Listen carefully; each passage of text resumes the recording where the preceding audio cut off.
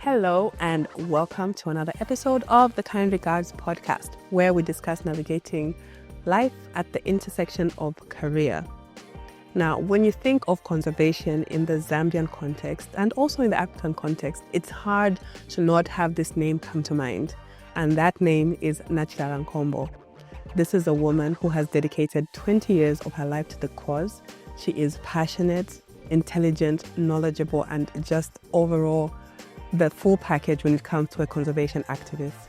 Now, to give a more clear background of her professional context, I'm going to have to read this one because it's quite a mouthful, right? For starters, Nachilala is the founder of the Women Leaders for Climate Action and the country director of Bridges to Society Prosperity Zambia. She is also the board chairperson of Mulonga Water and Storage Company and the former country director of Worldwide Fund for Nature Zambia. Welcome to the Kind Regards podcast. Thank you so much. It's such a pleasure for you to have me here. Really excited as well. I'm glad you made the time. Thank you. Yeah, very.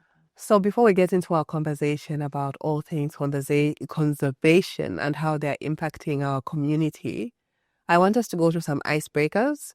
My first one is, what's your favorite Zambian dish? Boiled dry fish. Mm-hmm. That's not eaten the day it's cooked, but the following day with fisashi. That's specific. Yeah. What's that? Pulealala.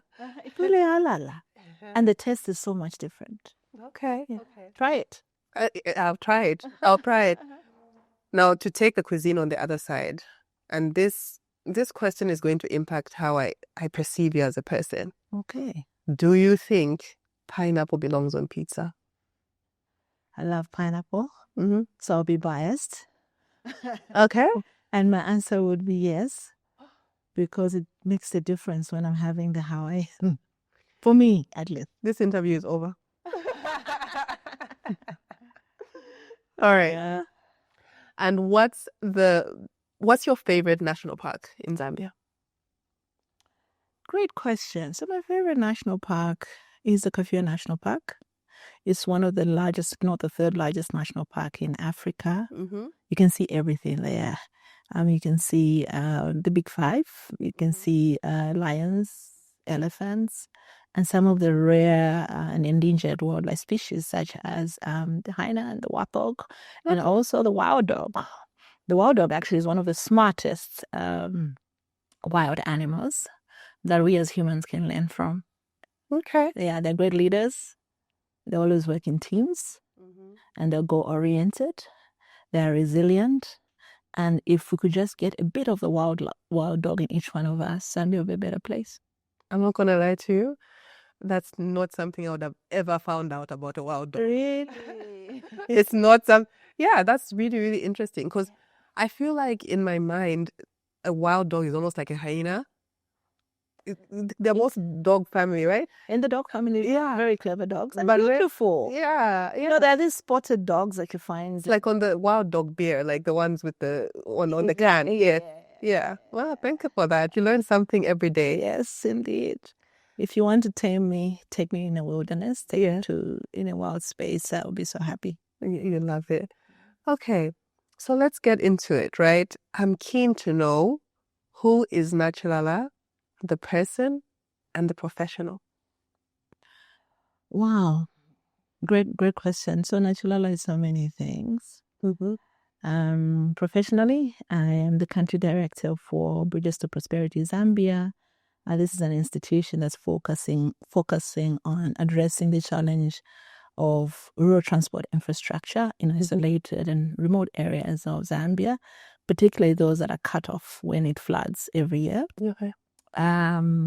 Apart from that, I'm also the founder of Women Leaders for Climate Action, a platform created by women leaders from different sectors in Zambia, focused on amplifying the voices of women, the solutions of women in fighting the reality of climate change. Aside from that, I'm very, very, very passionate personally around two things. First is my love for the natural environment. I just get sick and affected when I see, pollution, killing of wildlife or any form of degradation of the natural environment. And secondly, I'm very committed and passionate to the economic empowerment of African communities. So I've dedicated my life and career towards that. Aside from that, I am a mother, I am a sister, I'm somebody's auntie, I am somebody's daughter. Actually, the last born daughter of Beatrice and Bernard Nkombo from a small town of Livingstone. I have benefited from their guidance. I've benefited from their love. And also I've benefited from their discipline to build the woman that I am today. In terms of my entertainment, if I'm not in a national park or enjoying the natural environment, I love music. I love everything art. So whether it's a play at Lusaka Playhouse, I will be a frequenter there. Or if I have an opportunity to watch a show on the Broadway, I will be there. I like to mentor young women because I believe that others invested in me, men and women, to make me into the leader that I am today. They provided me opportunities that have shaped my purpose, right? I won't call it a career, my purpose. And my purpose is really to do everything I can with every inch of energy that I have to contribute towards protecting and securing endangered ecosystems as well as species. For me, I'm not comfortable with the fact that Africa has the highest rate of poverty, and yet we're so blessed with so many natural resources. So my commitment is really to see what we can do as Africans to empower communities for them to get out of poverty and live a life of dignity, because I believe dignity is a human right. That's very beautiful, beautifully put. I like how you said with the professional, the personal, and then the purpose and the passion, right? I'm keen to know how you discovered your passion and care and love for all things conservation and economic empowerment. What was that moment when you're like, actually, I care about this and I'm willing to stand on a platform and speak on it? Well, I think I saw, having been born and raised in Livingstone, it's a small town. Yeah.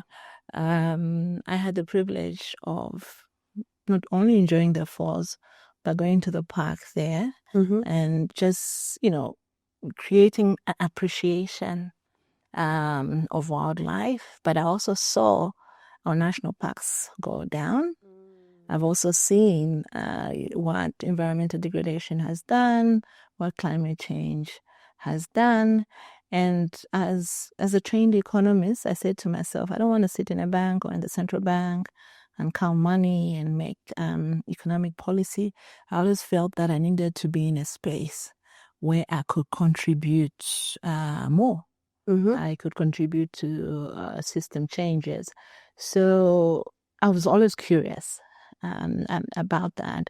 And I've been privileged to have different opportunities that have, lent themselves to me to contribute either to working towards policy change, towards saving important landscapes. And I remember one of my special initiatives that I led when I was at WWF was working towards a restoration of wildlife species in a park that had been empty in northwest Zambia, because Siomangwe is a national park. Basically, all the wildlife were killed during the war in Angola. We share a border with Angola.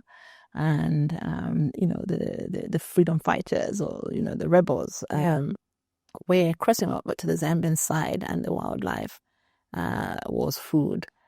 I generally, as a person, I think I love a challenge. And working in conservation is about doing the hard things, because it requires being in conflict with someone who wants to use the resource differently. So some of the initiatives I had an opportunity to lead on, such as to protect and secure, the Luangwa system, because, Luangwa is Zambia's jewel in terms of tourism, in terms of dollars that come in every year, the opportunity also that I had to work on the threats that were facing both the source of the Zambezi River as well as the lower Zambezi. So in not accepting the status and condition of Africa, I think is the reason why I committed myself to work in this field. So my first kind of conservation work or project was in Wapula, maybe some 15 years ago, in Mansa, where we're supporting communities in terms of creating community arrangements, governance arrangements for community-led management of the forests that are there. And I think from then on, I just got hooked to this thing. And whether I was doing mainstream conservation or conservation as part of the broader development initiatives I was in charge of, I always really, put my best to it, because for me, it was more than work. It was a passion of mine. Yeah. And I feel like your passion comes through. Okay, so first of all, I think you're one of the prominent names in conservation, right? Especially in the Zambian landscape. So your passion definitely comes through. Even when we're chatting off camera, I was telling you, like, I love how passionate you are about this whole thing. And today you got an award that I'd like you to tell us about. Because one of the things that you've done is establish WLCA, Women Leaders for Climate Action. Yes, Women Leaders for Climate Action. So could you tell me about why you felt that was an important thing to establish, and also about the award you got today? Congratulations. Thank you very much. Very humbled that I received the award on gender mainstreaming for Africa and the Middle East. Maybe I should talk about what the award is about before I go to WLCA. So basically, I was given an award for a positive role model for Zambia.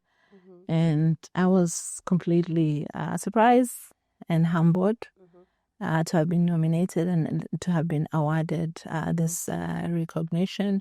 It's basically in recognition to the various efforts I've made to support, communities in terms of conservation, and also to lead, policy work to try and get government to take more responsible actions to look after the natural environment. So that award is not just for me; it's for the various teams that I work with in various platforms. It's for those community members who demonstrated in my lifetime that actually, if you're producing food more sustainably, if you're using your resources more efficiently, you don't have to cut trees everywhere for you to produce food to feed your family and even to sell. I think through the faith that they had in conservation practices, we've been able to see good results for the environment and also improve income at the household level. So I think that made me, gratified. That made me humbled. And in terms of WLCA, as you know, climate change is a reality. Yes. The worst we've seen in terms of climate change it has been all over. And within this climate space, whether it's around decision making or resource allocation, investments to fight climate change, women were missing around the decision table in 2021. So I brought together various women coming from different fields to look at what we could do to develop a more coordinated women's response to climate change. We already know that women at a household level carry the burden of dealing with when food insecurity strikes. Because there was a crop failure. We know firsthand that we have to find the solutions for energy, all right, whether it's for cooking, for lighting, for kids to go to school. It's women. So our vision as women leaders for climate action is really to amplify the voices of women, but combine our resources and expertise to mobilize scalable resources to respond to climate change. I mean, climate change has not hit us in small bites. And therefore, we need significant resources for us to prepare families and communities for the next disaster. And I love that you've tied that into communities, because that's what I would really like us to zero in on this conversation, which is that how is climate change impacting our communities, and also how our communities operate. Like you said, women are in the forefront of, it's like they're the first line of defense of the impact of climate change. Yeah. So my question to you is, what are some of the myths or misconceptions that we have about climate change in Zambia that annoy you the most, and why? Tell me. The first one is that it's not our responsibility to do something about climate change because the climate realities were contributed largely by rich European and American countries. While that is true, in our small actions, we are also, contributing to the degradation of the natural environment. I mean, climate change is really, if I may put it, nature's way of screaming out to us to stop, to do things differently, or to perish, right? So when people defer responsibility to somebody else to do something to stop climate change impacts, it frustrates me a great deal. And also, I would say it's more of like a fact, some sort of misinformation. Yeah. It's just not only community members or poor people or grassroots people that are contributing to the problem. The challenge of climate change is contributed largely in Zambia, not by charcoal burners, but by large-scale commercial farmers. And it is a problem. If you look at the state of Southern Province, where droughts have recurred in several years, it's not because of those small-scale farmers that plant 1 hectare or 2 hectares. No, because it's a part of the country that historically has been focused on commercial agriculture, and commercial agriculture implies cutting down huge tracts of land. So it's as much a responsibility of small-scale farmers or communities to do something to adapt to climate change, to do something to restore the trees and the forests, but it's a greater responsibility for the commercial farmers to farm differently. Thanks to them, we're having conditions in parts of the country, like the Eastern Province also is big on commercial agriculture, and Southern Province and Central Province, that we're not having in Wapula. Why? Because we don't have as many commercial farmers there, but we do have small-scale farmers. So it's really a shared responsibility, and we need to also apportion accountability in the right proportions. I like how you're saying in the right proportion. So you said a couple of things that are interesting to me. So first of all, you said, yes, it's true that the West is largely responsible for climate change. Yeah. Because from my understanding, Africa as a whole only contributes about 4 to 5% to carbon emissions. But because of our economic challenges, which you touched on earlier, we are the ones who are said to be impacted the most, right? But aside from that, it's interesting that you're bringing in the aspect of commercial farmers and all of that. And you're saying it's not just the charcoal burners. And I want us to touch on that as well, because I feel like we can't talk about climate change in this context, in our local context, without considering why charcoal burners are doing what they're doing. Yes, certainly. It's a matter of survival. Yeah. So before we even get to the farmers and what you think, the commercial farmers and what you think they should be doing, tell me, what is the solution to charcoal? Because people are doing it for survival, and those are our brothers and sisters that they deserve a meal as well, but it's having this impact where they're cutting down trees to make a living. Right. So I think one of the humbling realities that I have experienced in my conservation journey is just working with communities and trying to understand from their perspectives, why they're engaged in charcoal production. As you've rightly put it, the charcoal production business is sending their children to school. is putting food on the table. Yeah. And there are very limited alternatives in those communities that are supported at scale in terms of policy, in terms of investments. There are limited incentives for a charcoal burner to move from charcoal burning maybe to a recycling business, for them to move from charcoal burning to perhaps investing in some water efficiency solutions or water technologies, because we need water for us to fight climate change, to deal with things like drought. So they understand deeply the negative impact of charcoal production, but they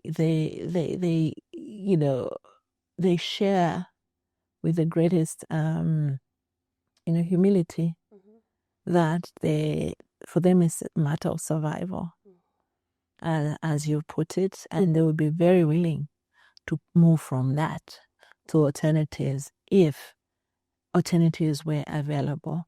But in terms of the transformation of our economy, it's one of the areas we're struggling the most. We're still having an economy that's very dependent on mining, copper mining, and mining raw copper.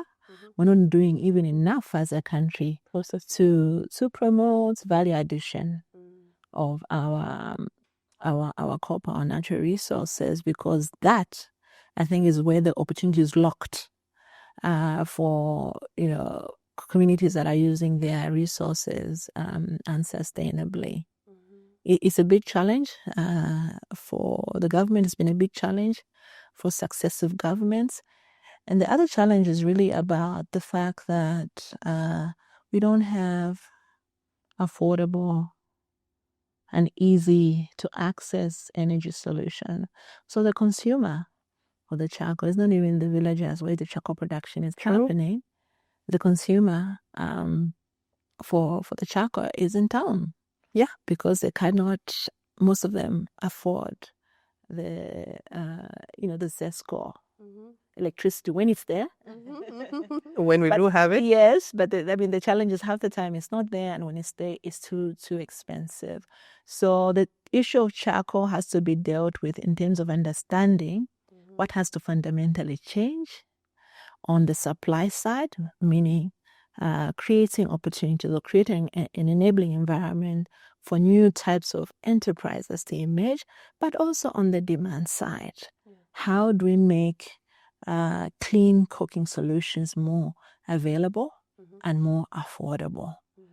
We have an increase in the use in urban areas of LPG, but to what extent is that affordable and accessible to somebody in Mississippi compound? So something has to be done there to really develop alternatives that are accessible and affordable, and not to mention that are environmental friendly. Yeah. And honestly, yes, we're using more LPG, which is gas, right? But it's not by choice. It's because there's no electricity. Just because not doing it. Yeah. So a few years ago, I went to Southern Province, and one of the things that was shared with the farmers in some of the areas I went to, so I was dealing with a thing which was involved in milk production, and the farmers were saying their animals are not producing as much milk. People are migrating, actually. Southern Province is one of they're migrating with their animals just in search of water. So the impact is there. I think it's clear that the impact is with us now. It's not in the future. And what you've touched on is basically, we've talked about the rural and so on and so forth. What role do you think the larger commercial farms that you've spoken about should have in correcting this? Because you said we should apportion responsibility proportionately. Yes. Right? So commensurate to the scenes, right? Yes. Right. So the impact is very real. Yes, caused by some of the practices, but the rural practices of charcoal burning, which we are consuming in the urban areas. And so what do you think they should be doing? Or how should they be held accountable? Not that this is an attack on big farms. Just saying. I mean, it's not an attack on big farms, but I think what we're saying through this conversation is that a southern province where you went to visit, central province, eastern province, we have a broken, it's a result of a broken relationship between us and the planet. Yeah. Right? And a broken relationship or even a degraded planet is not good for anyone. Yeah. So we need to do something about it. Mm-hmm. I think it starts with both the commercial farmers recognizing that rights to water are not only for them, right? Water coming from a watershed or a river system, it's a shared resource. So part of the challenges that the farmers face that do migrate now is because, commercial farmers will have water because they've cut off or diverted water from a river into a dam to make themselves water secure and to make themselves productive all year round. I think what's important that needs to happen from a policy and regulatory point of view is for our government to address where that has happened, right? Because when a river is flowing from north to south, it's not just the people in the north of the river that needs the water. The people downstream also have a right to that resource. It's a shared resource. It's a constitutional right for you and I. And that farmer who now has to bear the cost of moving because they don't want their cattle to die. I think commercial farmers have an opportunity to lead on this, where obviously they maybe cannot break the dams because they shouldn't. Make that water in the dam accessible to other farmers in the areas so that they have water, because water is a right. So one of the sources of destabilization may be conflict and underdevelopment will be as a result of water scarcity or water conflicts. Yeah. So it is an opportunity to change practices. It is an opportunity to do things differently. Climate change is an issue that requires more than isolated actions. It requires consistent action. It requires collective action. Climate change is not to be, the policies are there and are important, but climate change is a location issue. It's a geographical issue. It happens in a particular space, right? Yeah. And so it's imperative that the people in that particular geographical area work together to identify the best alternatives or solutions for them to adapt, and also define ways in which they are going to implement mitigation actions, such as restoring forests. The level of deforestation that we have in Zambia is one of the highest in the world. Wow. So while there has been an increase in tree planting initiative, my position is that tree planting is not enough. We need forest restoration. We need to reforest forests.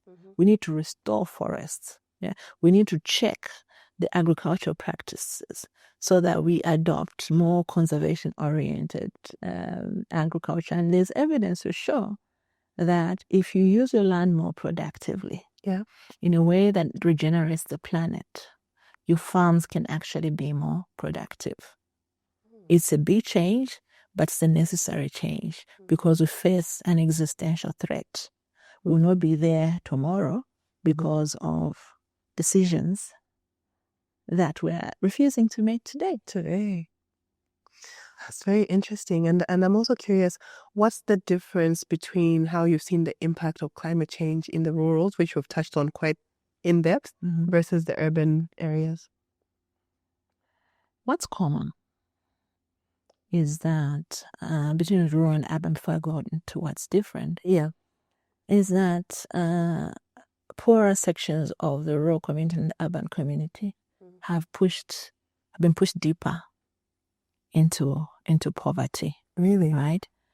To adapt to climate change or withstand the shocks of climate change is largely lack of infrastructure. Right? A commercial farmer can withstand the drought because what? They put the infrastructure. They put a dam. It's as simple as that. So you find that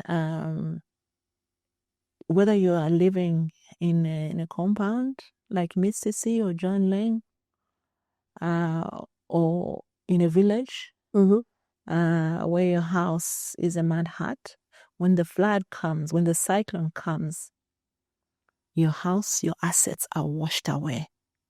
So that's what's common between the impacts of climate change between rural and urban communities. Rural communities are even more vulnerable because one of the sectors most affected by climate change is agriculture. Agriculture is the main economy in the rural area, right? So if communities have not enough water, it affects their productivity, right? In a way that's slightly different from urban areas where the livelihood options are different. In the urban areas, the other impacts that we've seen that may not be completely unique is that there is a greater, because communities live too close to each other in the compounds, there's an increase in climate-related diseases, waterborne diseases, including malaria. And thanks to climate change, the rates of malaria, which were almost getting under control in Zambia, have gone up. Yeah. So what does that translate in?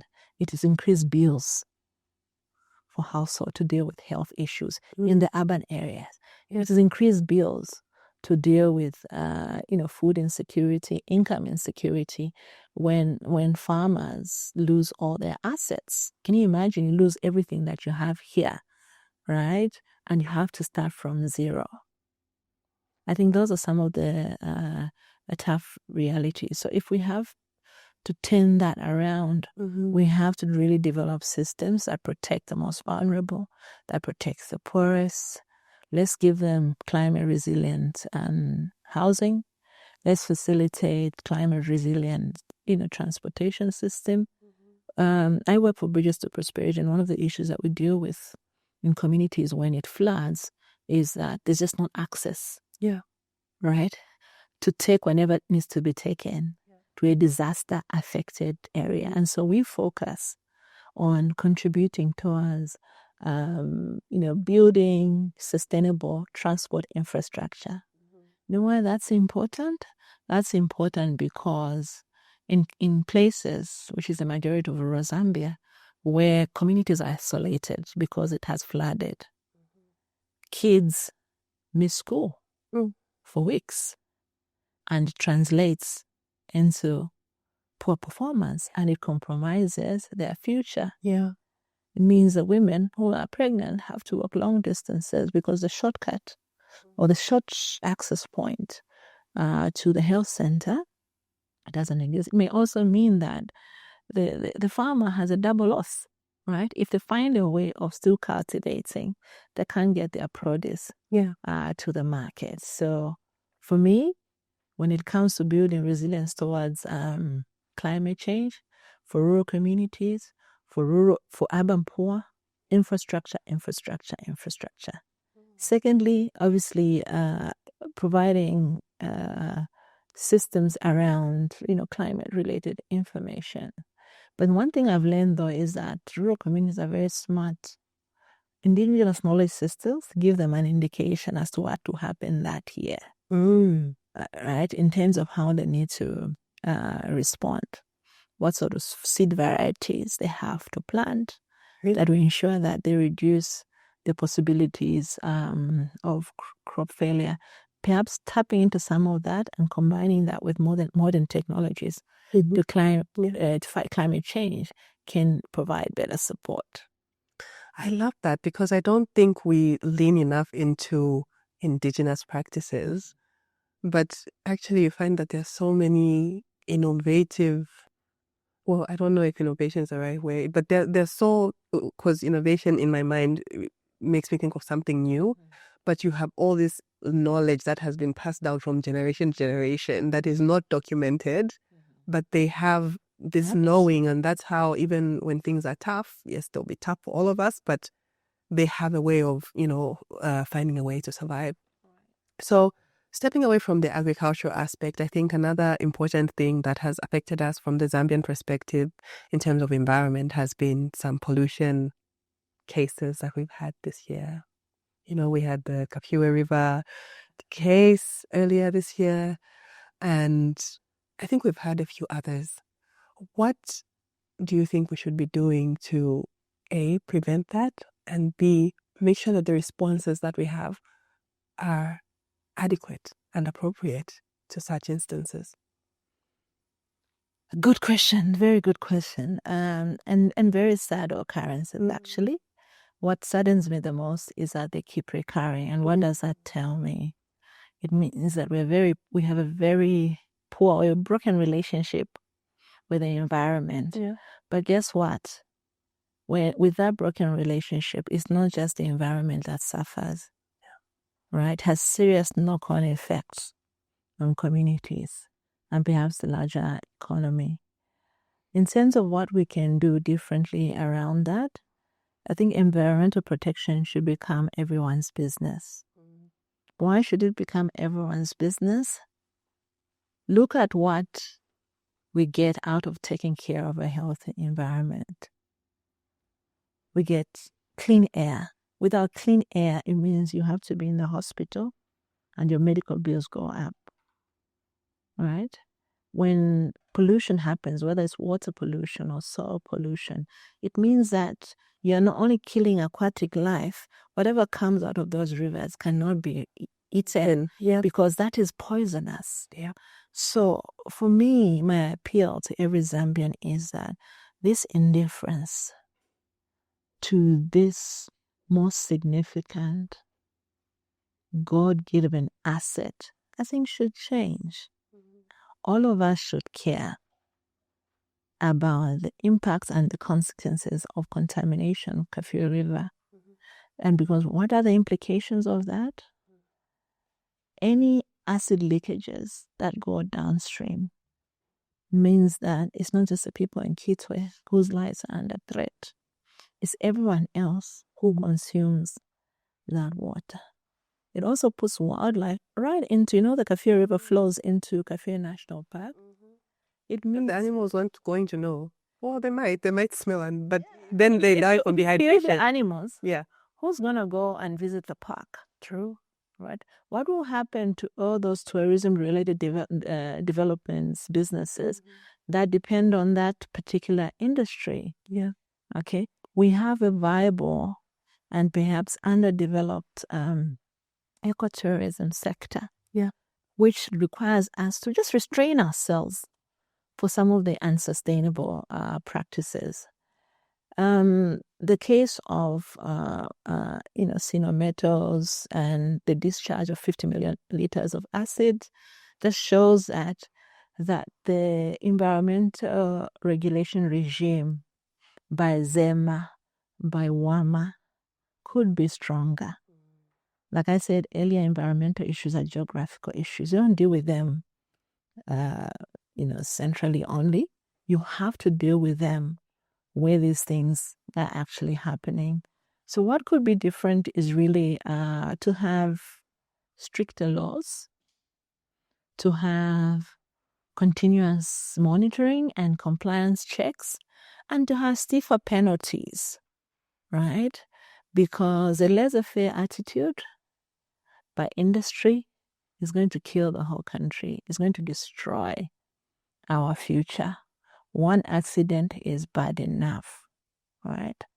So we as a community really need to recalibrate our relationship with the environment. It's just not the environment. It's our source of food. It's our source of water. It's our source of health. It's our source of prosperity. Tell me one industry anywhere in Zambia or wherever that doesn't use natural resources, right? Agriculture, tourism, energy requires us to look after the natural environment. The reason why we're partly having the load shedding is because we're paying for the sins of the past. We're paying for the indifference of the past. by not looking after the catchment that feeds water into the Kariba, which is a Zambezi catchment. And Zambezi river catchment is our economy. It supports food production, it supports manufacturing, it supports tourism. Yeah, maybe the only other sectors that may not be directly affected are services. Yeah, but when you look at even financial sector, right, they don't operate alone in a vacuum. Their clients are mining companies. Their clients are farmers. Yeah. So we need like a whole of society approach. We need a nationwide sense of agency to change what is happening, no matter how small. So you've used strong language like it will kill the whole country. And yet there's still, I love how you're not apologetic. You're like, yes, I said it. And I'll say it again. And yet there's still, I think, a big sense of indifference, as you've said multiple times. What do you think is missing from the message on environment and climate? What's missing to make us, I'm going to say us, because as a people, yes, to make us care more? Like, maybe there's something missing, because why is there the level of apathy that we see, in your opinion? Well, the level of apathy is there. Mm-hmm. However, there are some small changes that are happening. Mm-hmm. I feel even the way in which polluters are treated, they're treated like babies. They're treated because they belong in this category called investors, right? So we believe that we need their finances to develop the country. That is true. But the reason why they come to Zambia is because of the natural resources. But if we destroy the very asset, right, that we bring to the table, that investor and others will have no interest in Zambia. So what do we need to do differently? It cannot be investments at any cost, right? We have to be more selective. We have to make sure that the investment regime becomes green and demands compliance to certain minimum standards. And if we do not do that, we really run the risk of having our resources exploited in 3-4 years, and we remain with the problem. That is what has happened in Kabwe, where there was lead mining, right? There was some mining that was happening there. Somebody made huge profits, but the community have been left with the legacy of environmental degradation. They've been left with the legacy of health problems, disabled children. That cannot be right. And so what's missing is probably greater awareness, conscious raising, that the costs of business as usual is too high. We as a country, we need a new consensus on the environment. A consensus that realizes that a degraded environment is not good for our economy, is not good for our future. We have a responsibility not only to save ourselves from climate change, we have a responsibility to make sure that we leave a living and flourishing planet 10 generations ahead of us. And those who come in the 10th generation will also plan for another 10. Yeah? So we need bold changes, we need radical changes, and we need to do them sooner than later. I love that you've segued into the world of business and climate change and all of that, because that's exactly where I would like us to tap in. Real talk, a lot of SMEs will tell you, I just can't afford to start considering the climate impact and having green supplies, for example, because let's be honest, those things are actually more expensive. They'll tell you, I'm trying to survive as a small business to just get working capital, right? Cost of capital in Zambia, very high, and also in other parts of Africa, right? So what would you say to an SME that says they're just not able to prioritize something related to, they're not just able to prioritize climate change considerations in their decision making? And I'm talking about decision making today, in that they're like, I need to pay my bills today. Yes, I would love for the 10th generation to have something, but like, I'm dealing with a business world today that Has to survive. that makes that has to survive, and it's such a challenge. Without bringing the climate stuff, just surviving in the business is tough. What would you say? So I have so much empathy for the SMEs. Yeah. And like the business or the big farmers. Again, they contribute the lists to the climate crisis. Yeah. But their businesses bear the brunt or bear the cost.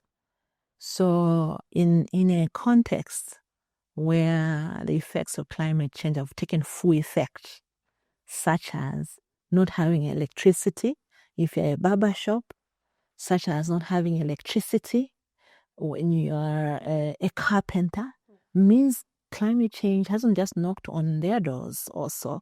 It has entered the living room. Climate change has entered. It's making a splash in the kitchen. Exactly. Yeah. Exactly.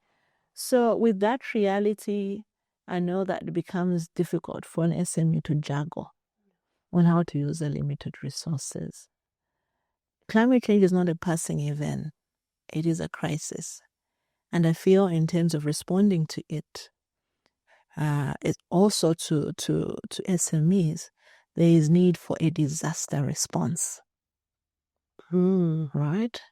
A disaster response to make sure that the small businesses are given the support for them to adapt, for them to look for energy alternatives, right? If you're talking about the case of farmers who don't have access to water, but if they live in an area where they could have underground water, again, they need support in terms of infrastructure, in terms of irrigation equipment for them to access the water. So a farmer in a drought-prone area also cannot say, oh, no, I'll deal with climate change tomorrow. No, climate change has already happened. And I think what I urge them is that they should speak as a collective to help the government understand the agency of the problem, but also to offer solutions. I think it would take a combination of effort from public sector and private sector to deal with the threat that SMEs face. A lot of SMEs have gone under already. We can't afford for more SMEs to go under. Where the government cannot give direct support, I think they can offer incentives, right? Yeah. Like giving better terms in terms of whether it's loans or whether it's tax incentives. Don't we have some tax incentive now, like on solar? Or for the importing of solar, but what about the farmer that's implementing sustainable agriculture practices on their farm? Yeah. The agriculture support program, as it's called, the comprehensive agriculture support program, should link into that, should have a deliberate policy to make sure that the type of support farmers get is beyond seeds and fertilizer. You give me seed and fertilizer and I don't have water. Have you helped me? No, you haven't helped me. I'd rather you help me get access to water and maybe I can sort out my seed. Okay, I like that. So what you're saying is it's a macro problem that needs a macro solution, because indeed it's true that the SME as an individual is not going to be able to solve for that by themselves, even if they try to be conscious, say, okay, we'll use less paper and so on. Do you see any business opportunities for the SMEs based on all the climate change oriented things that we're seeing, aside from the sale of solar panels I wish I had a solar panel sales business right now. So every business requires capital. Yes. But capital is not the only thing. Mm-hmm. Every business requires a market. Yeah. Right? And thirdly, every business to succeed requires skill. Yeah. I find that in whether we're talking about green businesses or just regular businesses, we pay more attention to the capital. I don't have capital. But we don't pay enough attention in bringing to the SMEs the green market opportunities, right? So what opportunities exist in the green space? Obviously, apart from solar panels and retailing in those, I think there's opportunity to have all kinds of recycling businesses, right? Some of them are not such high costs businesses. It's things like making organic fertilizer from animal waste. That's a green business that somebody even in the rural area can pick up on. But again, for it to grow into a business, it needs those other elements. It needs the skill, it needs the market, right? So support to farmers has to be comprehensive and has to have those different elements. I think there's opportunities for farmers to also get involved in some water harvesting activities, where if the situation doesn't change, I can see community level trade in water in the future. Other business opportunities are in the climate resilient agriculture, right? They can stay in the traditional agriculture mode and fail because climate change has hit. Yeah. But they can also opt to produce in an environmentally friendly way, organic way, and there's a market that looks for food that is produced sustainably. I think that as a country we have a huge opportunity. Maybe first of all, coming with just a policy or regulation by government to ask for 50% of our minerals to be processed in Zambia. What would that do? It will open up a whole set of opportunities that small businesses can get into. Why does that contribute to greening of the environment? It means that the amount of copper we have to ship out in trucks that pollute the environment is reduced because things will just probably move from the copper belt to Lusaka for manufacturing, or they'll be manufactured in the copper belt itself. So I think there are, a number of opportunities, all kinds of wastes. Mining has its own waste. So a business can be created out of that. Household waste, agriculture waste, all those are opportunities I believe that SMEs can get into, but they need training. They need market opportunities for them to thrive. I always want to leave with hope, right? So I'm happy to hear you saying, yes, this has happened, but there's also these opportunities. Has there been any community-led or Zambian innovation that has inspired you in your work? Yeah, a lot. One of my friends in Chisamba is doing a green business. Yeah. And they're farming insects. They're farming what is called black soldier flies. You can Google what that means. And with that insect, basically they're able to make organic fertilizer out of that. But that's a small business. What if we turn that into a whole industry? Yeah. It could be powerful. It could be transformative. We've worked, and proudly so, to support communities around the country to create community forest management groups where they become the police of these forests because they understand the value of this forest. But also the concept we introduced is you can actually make money with trees standing and not necessarily cutting down the trees. And what are those business opportunities? So one of them is, you may be familiar with umoyo. that business depends largely on what's harvested from the natural environment. It's a whole value chain, and congratulations to them. They're processing. This is what we are preaching. This is what we're calling for. Yeah. There's another similar business called Forest Africa. They're focused more into, creating wild juices like baobab juice, tamarind juice, and so on. I've seen that in the portfolio of Trade Kings also. They have some of those drinks that are made from wild fruits. Yeah. So there's opportunities there. I think the other opportunity that we've supported communities to get involved in, as they are managing the forest, they also have to benefit from the forest, but without cutting down the trees. So it's getting involved in activities such as honey production. Yeah. With honey production, and we're looking after the bees, you don't just protect the forests. And by the way, a nearby forest is needed near a farm because we need the bees because they're the ones that pollinate, right? Our science from school. Yes. Without pollinators, the maize can be healthy, but no fruit, Yeah. no output. So we need forests around farms for food production, for food to be produced. Secondly, a honey business produces a number of byproducts, such as wax. It's $1 million business, which, if the right enabling environment is created, enabling environment that is not just enabling for the big guy who has big capital, Yeah. is enabling for a small guy that may have even 10,000 kwacha for them to get started.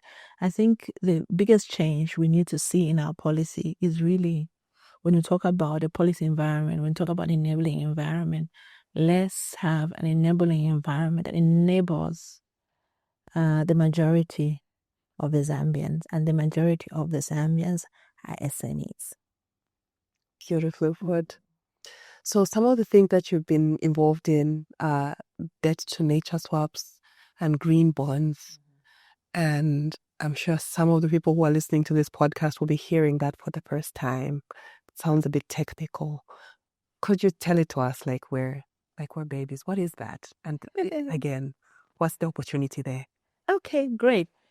As you've heard, the climate change is colossal. Yeah. Because it's so colossal, it needs significant resources to respond to it and bring it under control. So I got involved in promoting green financial instruments so that Zambia also should access or have a share of the trillions of dollars that exist globally that are meant to respond to climate change. So green bonds and debt for nature swap are both financial instruments that are meant to unlock resources that can come to our countries to deal with these big conservation challenges that we face. But depending on how we structure them, they could actually contribute social and economic impacts. Okay. They come with better terms. It's a financial instrument like any other bond, but they come with better terms.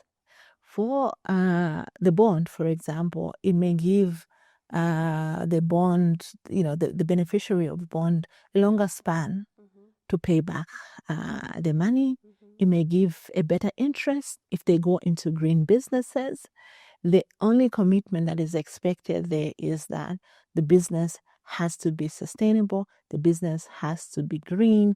Business maybe has to change from if it's an agriculture business, from using water less efficiently to using water in a way that you're counting a drop of water. I think when it comes to debt for nature swap, it has several benefits. At the macro level, it reduces the debt burden for the country. I'm sure you've heard the last 3-4 years or more where the government has said, no, because we had a big debt, we couldn't do this. We had a big debt, we couldn't do that, right? So what the debt for nature swap does, it basically gives a country better terms.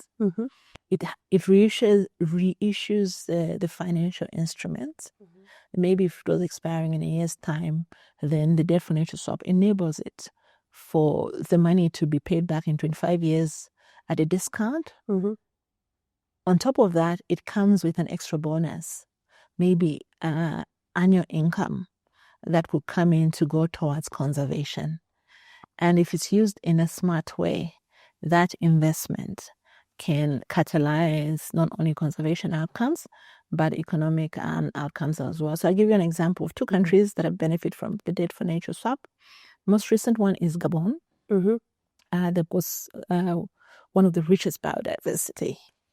In Africa, they issued a Debt for Nature swap of $500 million. What did that do to them? It reduced the pressure on debt repayments, but they have also benefited from $5 million annual income that goes towards conservation. So if they invest that in parks, what is it going to do to its tourism? It's going to unleash it. It's going to develop it more. The tourism, the wildlife will be better protected. Probably they'll have better facilities and infrastructure to attract more tourism and more foreign exchange and better service the debt now, which has to be paid maybe at a lower interest rate and over a long period of time. Same story, the Philippines, the Debt for Nature swap was much smaller than the one in Gabon. But because of that Debt for Nature swap, the tourism there was transformed because they were investing in their marine areas, investing in their parks, and Philippines now is one of the top global tourism destination. So my dream and my wish is that Zambia also could take advantage of its instruments and partner with the international community to make sure that we can access these resources. So called kudos to Copper Energy Corporation. They're the first ones who issued a green bond of $53 million. And because of that, they've been able to invest in more capacity for generating electricity, right? So if we even have 10 of those, right? When you look at a neighbor of ours like South Africa, they've issued several bonds. This council issues a bond. This bank issues a green bond. And the combination of that has helped that country manage some of these issues that we're facing here a bit better. So I'm very hopeful that Zambia, will grab these opportunities. Even more, there's carbon credits, and also it's another financial mechanism to unlock resources, provided we commit to certain conservation measures. I see. That's interesting. I feel like I have one question regarding the Debt to Nature swap. So what's in it for the person who's giving you better terms? Like maybe I missed that part. What's in it for them? So if they increase your loans from it being due in a year to it being in 5, I know we live in a capitalist society, so there are no free lunches. What's in it for them? I just want to make sure we're not selling the country. No. We are not. We're not selling the country because the implementation of the swap requires high levels of governance and transparency. Yeah. Okay, and the structure is controlled, by local stakeholders. So what's in it for them? These are people who are in a situation where they're owed money by Zambia and they default. Yeah. So for them, sort of is a less evil than dealing with somebody who's just completely defaulted. So they have a commitment or a recommitment for servicing the debt. But some of them in the countries where they come from, for investing in the environment, they get credits. They get some kind of support for those actions, because climate change is a global problem. So if a polluting company, say like Shell, is polluting the environment in different parts of the world, if they take some forest restoration measures in Tanzania, that counts as a remedy. That counts as accountability. So it's not the best option for them, but it's better than being in a situation where there's no promise of payment. Where you're writing off. Where you're writing off completely. Got you. So they've got an indirect incentive. They've got an indirect incentive. And it's not everyone, it's not every creditor that's into the nature stuff, the nature conservation stuff. So it takes certain investors that are environmentally conscious as well, Because when we're talking about investing in nature, it's a long-term thing. Yeah. Okay. The recovery of nature is not a short-term 6 months, 12 months game. No, it means that they're in it for the long haul. And obviously the devil is always in the details. That's why it's always important for countries to have the best lawyers, best financial experts at the table, so that a win-win arrangement is created. I see. Thank you so much for this amazing conversation. I feel like I've learned so much. It's been a pleasure talking to you. It's been so lovely, and I can see. Remember in the beginning I said an icon in the conservation space. The depth of knowledge and the breadth of knowledge you have in this space is amazing. So thank you. It's been wonderful. Thank you so much. I always ask our guests to leave us with a quote for our listeners to take away and a call to action. So what's your quote and your call to action? A quote is, there's no greater wisdom than kindness. And this quote is from a French philosopher, I think it's Jean-Jacques Rousseau. Because if we learn to be kind to the environment, then it will be easier for us to be kind to the next person. And we're kind to each other, what we can achieve is unlimited. In terms of the call to action, it is not too late for us to build a strong, sustainable, and successful Zambia. We should take the challenge as the opportunity for us to reset, an opportunity for us to do things differently. And again, one of the environmental icons, John Godot, says, look, every individual matters. You matter. I matter. Every individual has a role to play, and we can all make a difference. So grab the opportunity to do what you can to conserve and protect this environment, whether it means developing a new habit, to look after the water that's running from your tap. If you have the privilege of having access to tap water, develop a consciousness and support that farmer that produces the food sustainably. Or even if it means looking at ways in which you can, if you can afford, use more solar and alternative energy forms.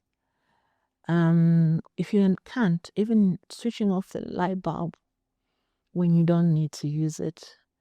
We are living at a time when we are using our natural resources in an inefficient and in an unsustainable way.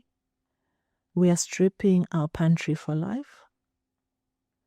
So we need to change, and change starts with you and me. Beautiful. Thank you. Thank you so much. You're welcome. Thank you for having me. It's been an absolute pleasure to chat with you and also to share with you. Pleasure is all mine. Thank you. Thank you for listening. I hope you remember to keep your lights off when you're not using them. Remember to like, share, and subscribe. Kind regards, Zamiwe.